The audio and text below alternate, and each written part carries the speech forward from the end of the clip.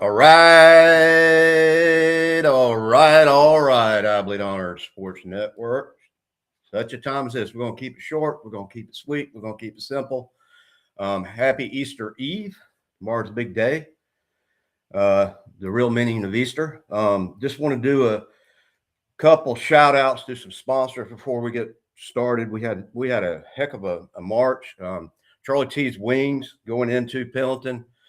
As you're going down 176 into Clemson, it's actually in Pendleton, right before you get to Clemson. It's on the right-hand side. Been in business 50 years. I've got their wing sauce. I've yet to try out their wings. I plan on trying them out next week when I'm over at Clemson. But they're doing something right. Been in business 50 years.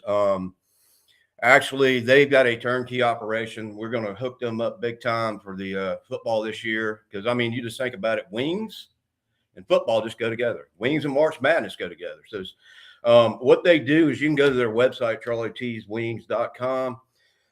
Let's say we have a 3:30 game and you want to pick up your wings at noon. You just go in there, you put in your name, put in your order. When you arrive at the place, say you arrive there at noon, you give them your last name, just right out the door. It's turnkey. Also, Bracken Real Estate, they come on board for the second year in a row. They renewed. Dan Bracken, he's over in Powdersville, but he covers a lot of the upstate. Doing something right, recognized as one of the top realtors in the upstate consistently over the past couple of years. Vapor Nation, gotta love them. They have done the opening show with us for the football for the last 5 years in a row, and they always get the first show. They're gonna be doing the LSU game with them, and Purely CBD Greer, which is on Wade Hampton. Dawn was actually our second sponsor, so we're excited for them renewing. We also had a great spring post-game show at Bixby's, and we appreciate Bixby's allowing us to come out and do our show there for the fourth year in a row. So we're kind of in a period right now where we're in a lull period. Football's over. We're in the off season. The spring game's over. We're going to touch on that a little bit. Baseball is basically the sport we have going on. Well, Clemson got as high as number 8 a couple of weeks ago, and everything was looking good. And we had the Angels and the pixie dust and the unicorns flying around. And then all of a sudden we went on a 10-14, 10 out of the last 14 games we lost. Not ranked in the top 25, of course, now. We are out in California. Did play Stanford. Late game last night, being on the West Coast. I didn't get the end of it, but it started at like 9. We did come away with a win, and we got another game out there in California at 5:15 today against Stanford. Clemson's record is actually a little bit better than Stanford, so we got a good chance there.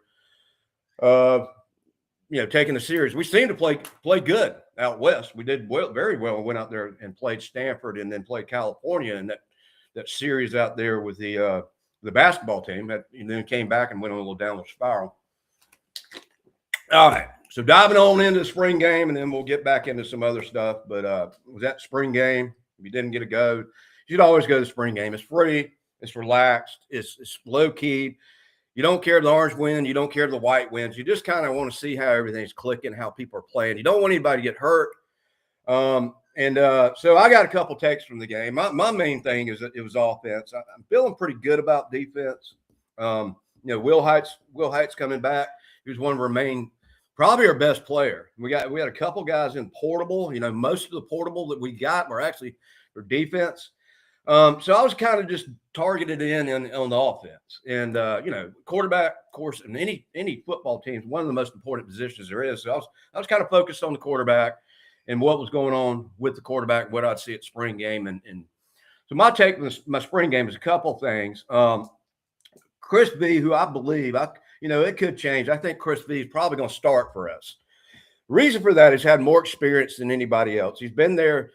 Ever since Cade came on behind Cade, we hadn't really seen him play a lot except in the SMU game last year. And he actually did fairly good. He passed for over 300 yards. He's pretty consistent. So he's got the experience. Then we got a guy named Tate Reynolds, who looks like the California kid. He's got that name, Tate Reynolds, something about him that just seems like that may be a big name in a couple years to come. But you know how Dabo is. He's all about loyalty a lot of times. But Tate looked good. Tate looks like the most naturally talented quarterback we have. And then we had Pierman, I think, showed out really good. I don't think he gets the respect he needs. Chris started out a little choppy, but then he stepped it up. He got consistent. He hit that down and out over in the corner of the end zone. He threaded the needle there. So I look at Chris coming in and starting. I'm looking at Tate Reynolds being our next big man. And I always said this: our receiving core. We had the receiving core university. It's called wide receiver university, Clemson. With Mike Williams and Justin Ross and all the guys we've had over the years. And then we hit COVID. And we went through a couple of years where we didn't have that razzle dazzle of those top dog receivers. We seem to have that. That's all come back into place. We had 2 receivers didn't even play, but I was talking to Dad about this, and if any of y'all guys as old as me and girls and ladies as old as me, and you can remember back in 1981 when we won a national championship, Chris just needs to be good. He doesn't have to be great. It'd be great. He doesn't have to be Deshaun Watson. He doesn't have to be Trevor. And honestly, I don't think he is. He is that. He just needs to be good and consistent, because I think the rest of the team with the wide receiver, quarterback university, and all the receivers we have in now, we could have a chance. If he plays good, consistent, doesn't get a lot of turnovers, stays healthy, we got a chance of making a good run this year. What stood out most to me was Gideon Davison. And I had seen some YouTube videos on him. The guy's a freak of nature. There's one I saw, and if you want to Google it, look up, where he's in a parking lot and he goes running and basically runs up this wall like Spider-Man. If you hadn't seen it, I don't know what you Google in, or Gideon Davis running up a wall. But one thing I noticed about Gideon Davis, and this is very, very important when it comes to football. Okay, and I don't want, not so fast, my friends, I don't want to throw him out there like the next ETN. But he does, since we had ETN, reminds me the most to be like ETN. The way he hits the line, the way he hits out of the backfield, the way he accelerates, the speed he has. He had a great, great spring game. He was a true freshman last year. He didn't get a lot of the playing time. I think that's going to be a name if he stays healthy. The bottom line is this: if you can consistently get 5 or 6 yards, establish the running game, it opens up the playbook for everything else to come into place and everything else to happen. So, and I think we're going to run the ball a lot. And then Gideon's, staying healthy and getting out of the backfield real quick and getting down there and getting us 5 or 6 yards. Then it opens the playbook. You got 2nd down and you got an open playbook. Instead of being 2nd and 9, you've got 2nd and 4, and it opens up a lot of opportunities. And you got Chad Morris at hire, the Energizer Bunny. Great hire, I think. I've talked about it when it first happened. I wasn't sure about it. But, bottom line is he's been there before. He's got some history there. He knows Dabo. He did not leave Clemson because he got fired or anything else. He just found a better position, a better hire, a better head coach job. And you can't kind of blame the guy. So he's kind of full circled and came around. But you got to remember that he was coaching us when we were starting to climb up that mountain, when we had Taj Boyd. If you look at the fast-paced offense we have with Taj Boyd, and then we got into Sean coming in on his freshman year, who was the guy behind the calls? It was Chad Morris. So he's got experience with Clemson. He's got that fast tempo offense, which I think is critical, because the defense always tires before the offense. And if you can call them snaps and fast-paced offense, you kind of keep the defense off good, especially if you're clicking on all cylinders and you're gaining yards. It's a recipe for success, I think. I think it's a great hire. I think Tom Allen, kind of give him a little bit of grace on his first year.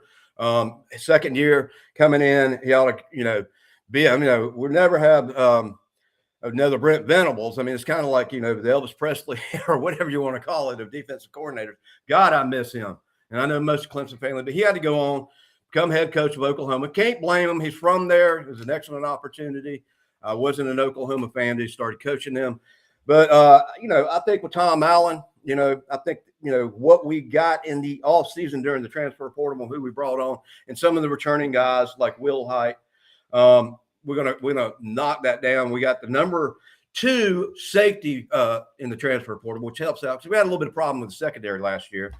So I think the defense is going to be better than it was last year, even though we've lost Peter Woods, Adrian Terrell, Blake Miller, to name a few. So talking about those guys a little bit, the NFL draft coming up, and they've got their predictions. They actually got Cade Klubnik going in the second day of the second round. Peter Woods, they're predicting him as the number 10 draft with Cincinnati. Okay. Adrian Terrell, me being a Cowboys fan, Adrian Terrell, number 20, going to Dallas Cowboys, what they're predicting. So that's another first round. Blake Miller, they're predicting, number 17 for Detroit. And there's anybody else? There's another guy. But anyways, there are about 4 they're predicting to go in the first round of the NFL draft, which is coming up. So anyhow, football season is in that waiting period, in that incubation period where you sit back and you wait and you count down the days. We're about a little over 5 months out. Once it hits around about 99 days, it starts going faster. I'm just telling you, man, I'm not a negative person, but I'm just thinking baseball. Unless we get on a 10-0 tear, I mean, 10 out of 14 games, we were sitting at number 8. Not so fast, my friends. We're look at the baseball team, and then we go and lose 10 out of the last 14. So hopefully it was a bright little spark last night, even though Stanford's not at Georgia Tech. A win's a win. It builds momentum. We got a game today at 5:15. We can put together a couple wins in a row, get some momentum, finish the season out good, go to the ACC tournament, hopefully get a postseason bid. I mean, but we can't do that on the track we've been on. And we've had some tough luck. Now, there have been some games which got blown out, but we've had some games that we should, could have, and would have won, but should, could have, would have done do it. Either you get it done or you don't. We just weren't getting it done. And you make excuses all you want to, but 10 out of 14 is not good. I don't know what this percentage is there, but it's not a good winning percentage out of the last 14 games. Not being negative, hoping they'll turn that around. Pitching looked really good in the beginning of the season. It kind of slacked off. So we'll keep you updated on what happens tonight. Of course, Clemson's out of the March Madness. Everybody's bracket's busted. I actually got 2 teams in there that I picked for my bracket. They're still in there. One being Michigan, and one being Arizona. So we got 4 teams left. I am predicting. I'll tell you what.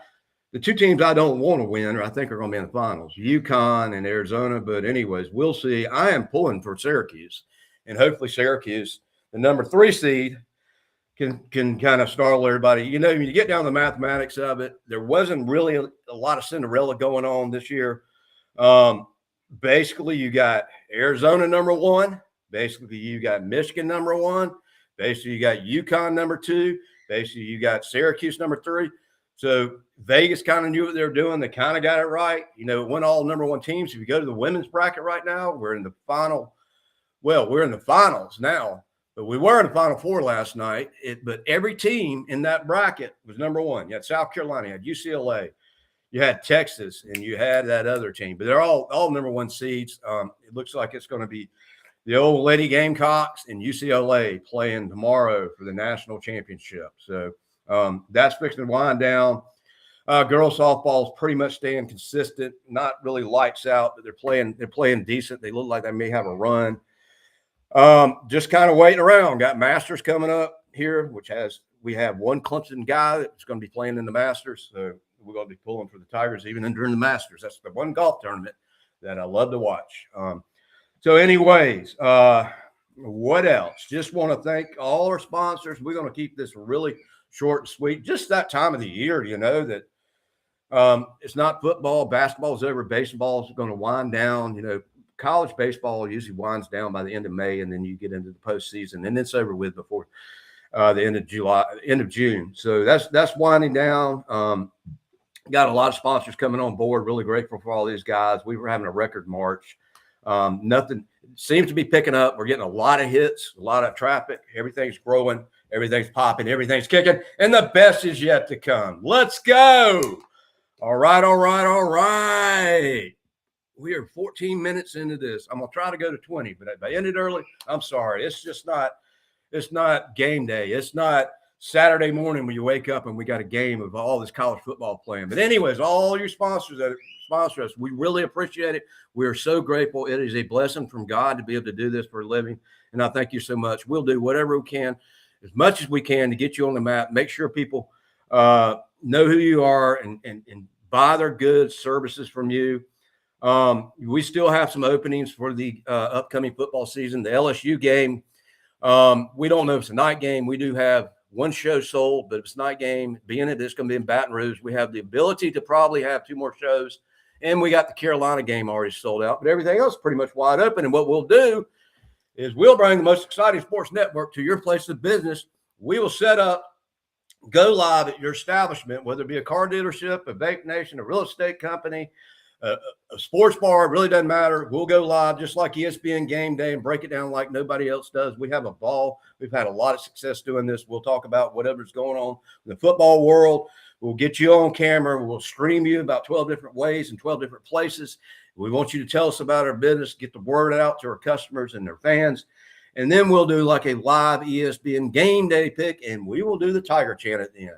And we never have a dull moment. We always have fun. So here we are in the 1st of April, just kind of a lull time. And so talking to Jacob, we did a podcast down there at Ingalls, a live show over, what did we do that? Thursday morning. And we're just talking about a couple of things. It's April. We're about at, once we get in about 99 days, it'll start going pretty quick. But right now, I mean, we got golf, we got all these other sports just kind of winding down, waiting for football season to kind of pick up. But so anyways, we're going to keep doing this every Saturday morning at 11 o'clock. And any breaking news that develops, we'll do shout outs to sponsors. We also are having a huge following, a huge growth on our podcast on Tuesday night. We started that thing about 3 years ago. Started out, me and Rowdy Tiger and Jacob came on about a year and a half ago. We do that every Tuesday night at 7:30. And we also do shout outs to our sponsors on the live show on Saturday and on Tuesday night.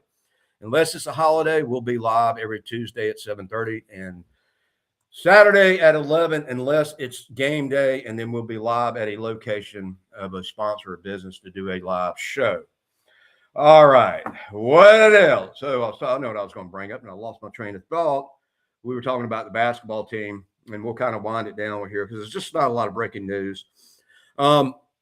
We're pretty much losing everybody. Now, if you realize when we made that Final 8 run, Brad Barnell went into the portable big time and rebuilt the team. I mean, I think the talent we had after that Elite 8 run was one of the best talented teams we've had since like the early mid-'80s. We were really talented. We had a couple star players.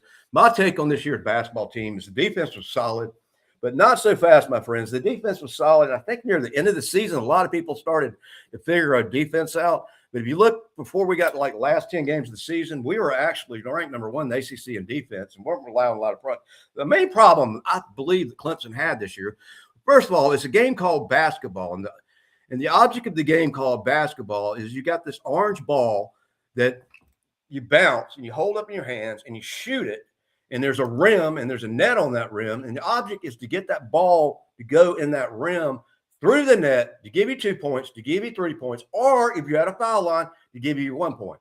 And one of our main problems is our offense was not there this year. It was not consistent. We did not have that star player. There was no player, I believe, that scored over 20 points in the game. I could be wrong. I know 30 points it didn't, but our high scorer was Godfrey was 11.8 points. We didn't have that Michael Jordan. We didn't have that Steph Curry. We don't have the Larry Bird. We didn't have the Cooper Flag. We didn't have that main guy, that beast, the guy that's the solid scorer, the guy that you give it to, that time after time after time.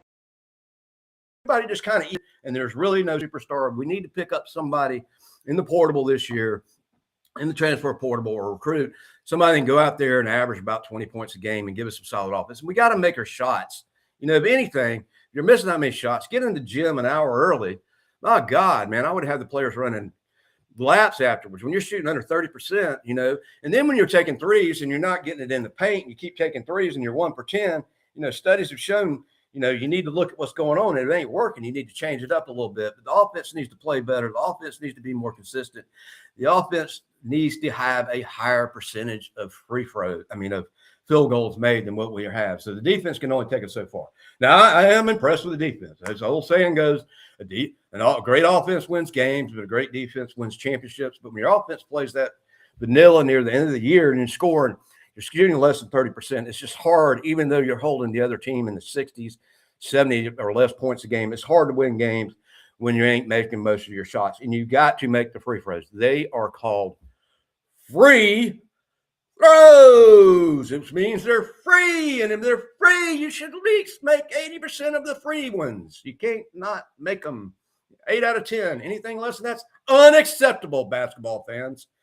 So, like I said, I'm going to end it early.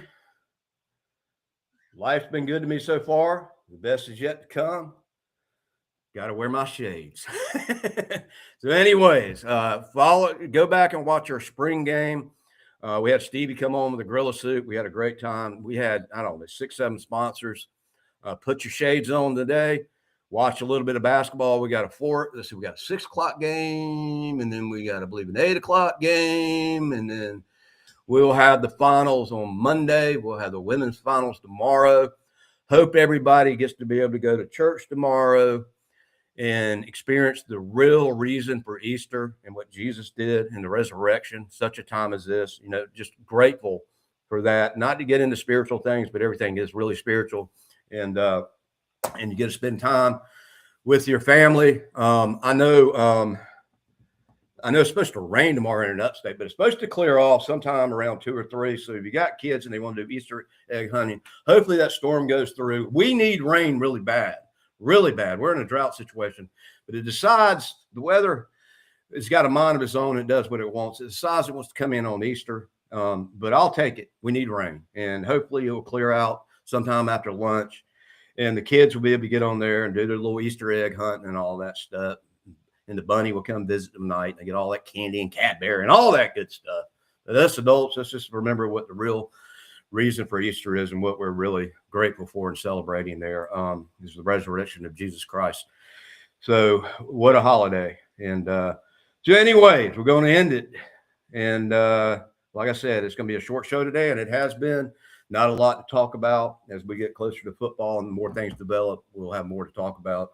But hopefully the baseball team can finish it good. Hopefully they pick up some momentum out here in California and they get things going and give us a good finish. And the ladies softball. And congratulations again to the gymnastics team for winning the ACC. Out of all the sports I've watched, well, I'm impressed with golf because I didn't realize how hard it was until I started playing in my early 30s. And I pretty much played consistently, but I didn't play till I was like 30 years old. One of the toughest sports, but I'm going to be honest with you. To me, I don't know. I'm not that flexible. To me, gymnastics blows my mind how they do what they do. You would have to be calling 911. You'd have to be calling the ambulance. I'd be in the hospital if I tried some of those flips. I can't even touch my toes without bending my knees. I just can't. And if I'm going to flip backwards, I'm going to be on a diving board, and there's going to be some water behind me because if I flip backwards on the ground, I might have to break my neck. So anyways, we appreciate you guys. Thank you for supporting us. Until next week, all God's children said.